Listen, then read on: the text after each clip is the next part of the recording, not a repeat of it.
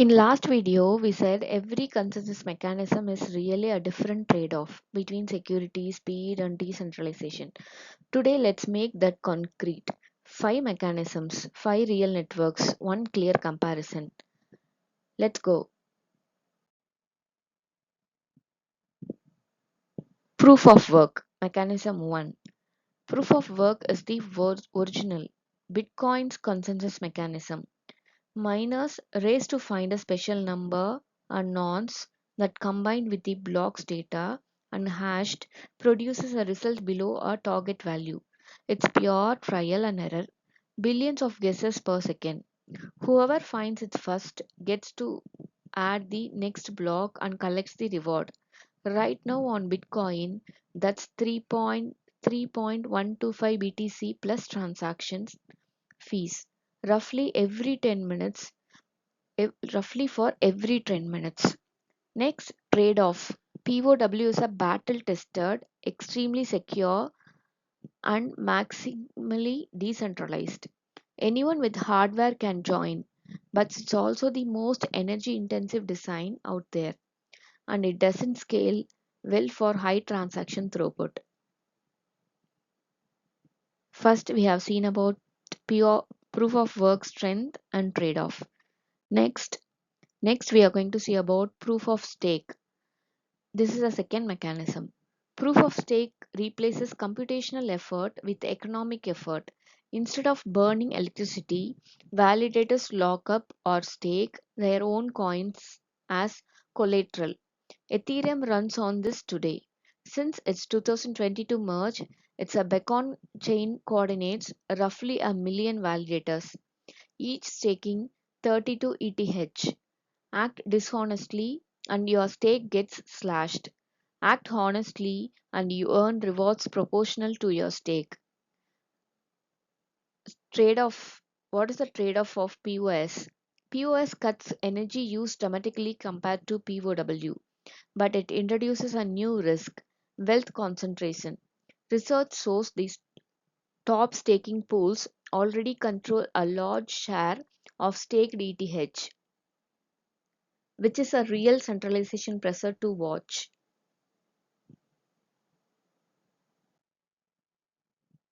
Third mechanism is delegated proof of stake, DPoS.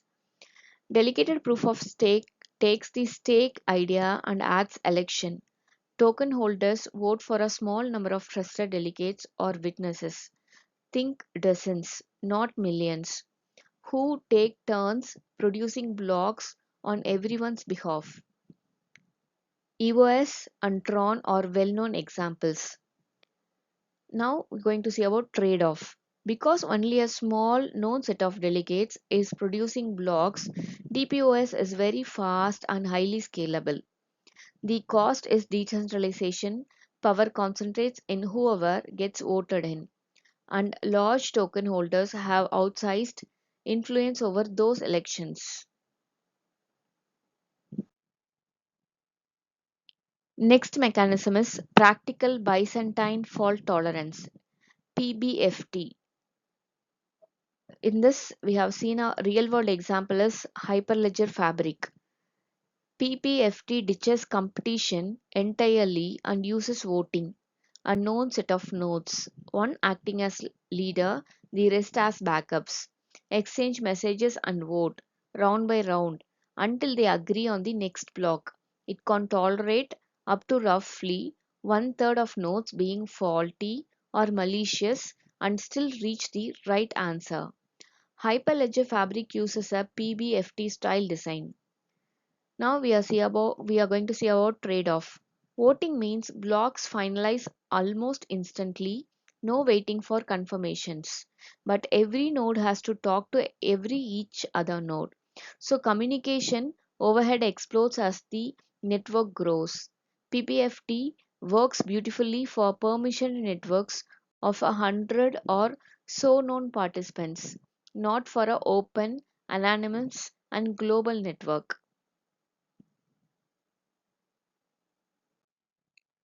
Next mechanism, fifth one, this is the last mechanism, proof of authority, POA.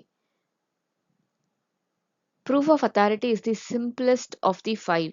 A small set of pre-approved, identify, verified validators take turns producing blocks. Reputation is their collateral, not money or hardware. What is the trade-off of this? POA is fast, energy efficient, and predictable, great for private or consortium chains like a supply chain network between known companies, but it's explicitly centralized and permissioned. You have to trust that the approved validators stay honest because anyone can see who they are.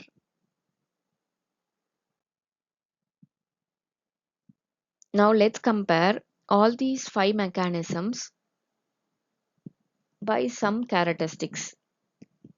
Let's line them up all. First, first one, decentralization.